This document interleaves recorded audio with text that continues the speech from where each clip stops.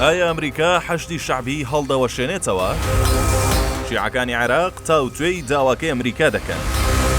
نینۆکەکانی ئێران لە ناوچەکە یەک دەردەهێنرێن.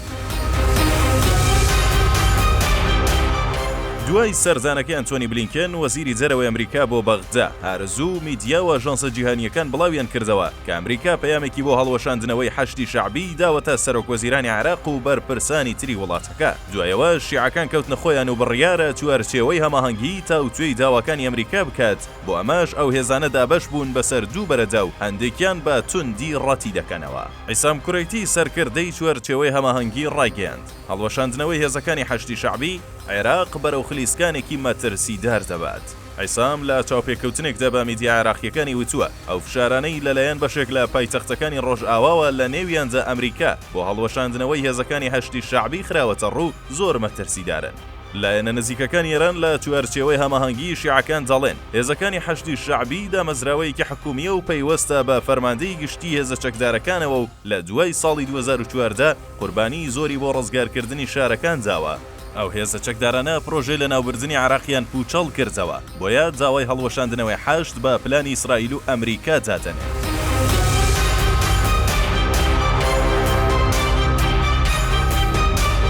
دروستکردن و دامەزراندنی هێزەکانی حەشتی شەعبی لە عێراق دەگەڕێتەوە بە ساڵی 2014 کاتێک مەرجەعی باڵای شیعەکان سەید عەلی سیستانی لە نەجەف فتوایەکی دەرکرد و فەرمانی پێکێنانی حەشتی شەعبیدا بۆ ڕوبەڕووبوونەوەی هەڕەشەکانی داعش. کاوکات هێرشی گروپەکە گەیشتبووە ناو شارەکانی عێراق و یەک لەسەر سێی خاکی عێراقی کۆنتڕۆڵ کرد و گەیشتە نزیک بەغدای پایتەخت.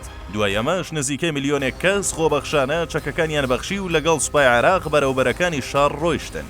دوای 2 ساڵ لە ساڵی 2016 ئەنجومەنی نوێنەرانی عێراق داوایەکی پێگەیشت کە لەلایەن نوێنەرانی فراکسیۆنە شیعەکانەوە پێشکەشکرا. دواتر یاسایەکی تایبەتیان دەرکرد بۆ هێزەکانی حەشتی شەعبی لە عێراق.